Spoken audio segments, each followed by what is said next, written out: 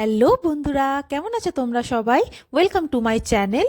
আর আজ হলো সানডে, আর দেখতেই পাচ্ছ আমরা তিনজন একদম রেডি হয়ে গেছি আর রেডি হয়ে বেরিয়ে পড়েছি একটা খুব অসাধারণ জায়গার উদ্দেশ্যে। তো সেই জায়গাটার কি মাহাত্ম্য সেটা তো তোমাদের সাথে আমি ওই জায়গাটায় গিয়েই শেয়ার করব। তার আগে বলে রাখি, আমরা তো থাকি মথুরাতে, আর এই জায়গাটা হচ্ছে গোকুলে অবস্থিত, আমাদের টাউনশিপ থেকে ওই প্রায় 10 কিলোমিটার দূরে। তো আমরা বেরিয়ে পড়েছি, তো চলো যাওয়া যাক।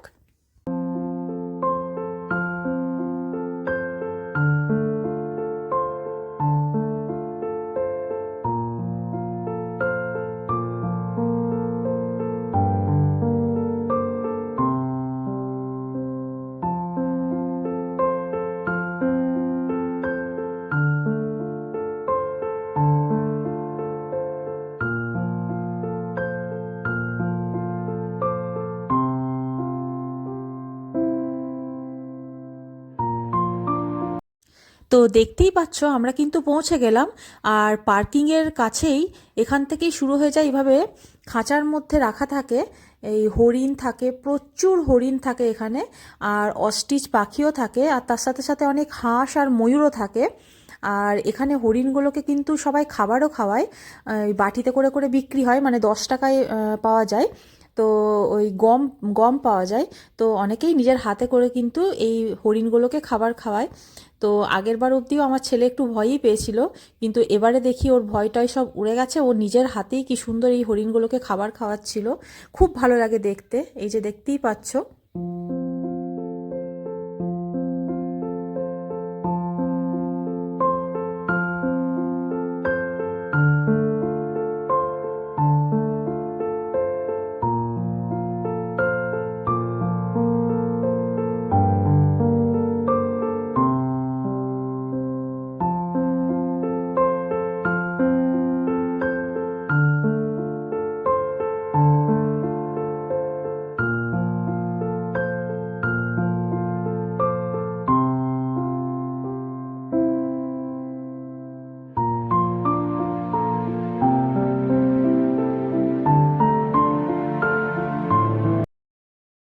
তো দেখো আমরা কিন্তু পৌঁছে গেছি রমন রেতি। এই জায়গাটার নাম হলো রমন রেতি।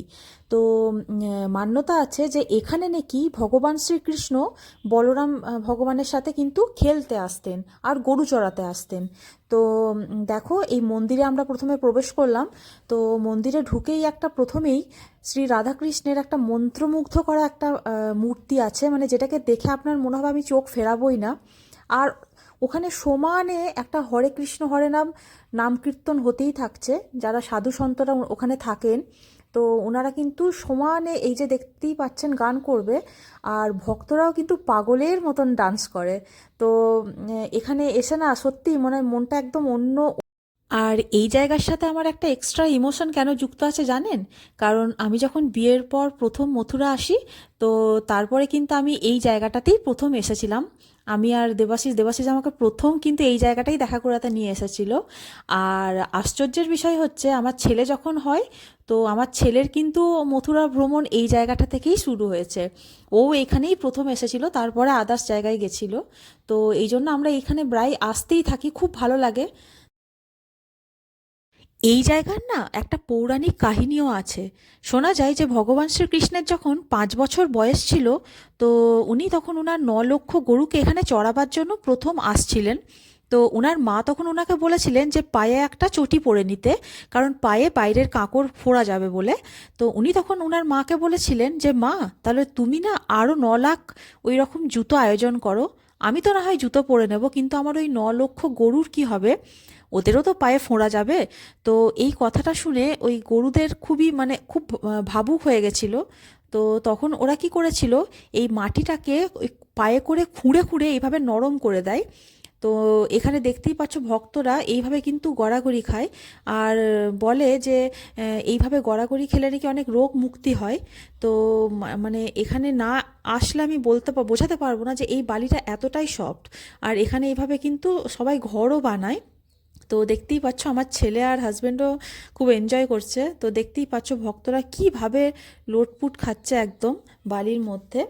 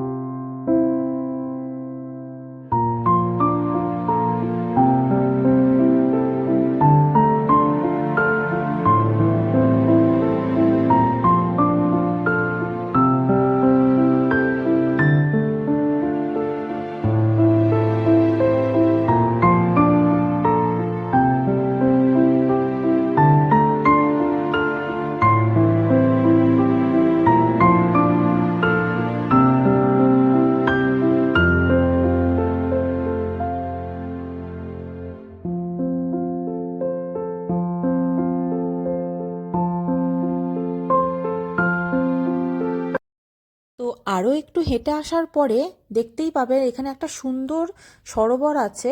তো এখানে কিন্তু অনেকে স্নানও করেন। আর এই জায়গাটা এখন আন্ডার কনস্ট্রাকশন আছে বলে এভাবে বাইরে থেকে জল দেওয়া হচ্ছে। তো এই জায়গাটা খুব নতুন করে আবার তৈরি করছে। তো দেখো এখানে সবাই স্নান করে, আর জলটা এতটাই ভালো লাগছিল দেখতে।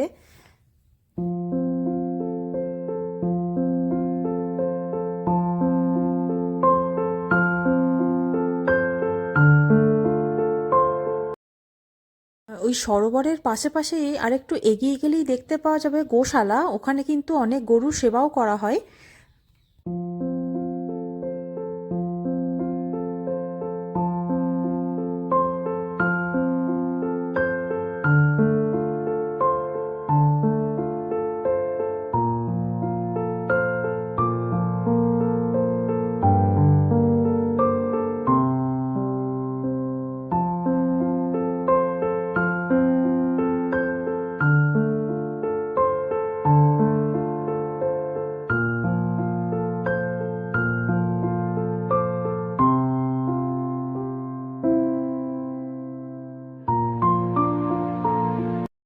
আর এখানে এই হাতিটা কিন্তু দেখতে পাচ্ছেন, এই হাতিটা এখানে আরতি করে। তো সুরে ঘন্টা বাজায়, সুরে করে ঘন্টা বাজায়। আর এই হাতিটাকে কিন্তু একটা খুব আশ্চর্যের বিষয় হচ্ছে যে এই হাতিটাকে যদি আপনি কোনো খাবার জিনিস দেন, মানে কলা হোক বা অ্যাপেল হোক, তাহলে ও কিন্তু খেয়ে নেয়। কিন্তু যদি টাকা দেন তাহলে কিন্তু ও ওই টাকাটা ওর মালিকের হাতে দিয়ে দেয়। তো এই জিনিসটা আমার খুব ভালো লেগেছিল। আর এই যে এবার হাতিটা কিন্তু আরতি করছে ভগবানের সামনে। তো আগে শোনা যেত যে এখানে নাকি দুটো হাতি ছিল, তো একটা হাতি মারা যায়, আর এখন এই একটা হাতি কিন্তু এখানে আরতি করে।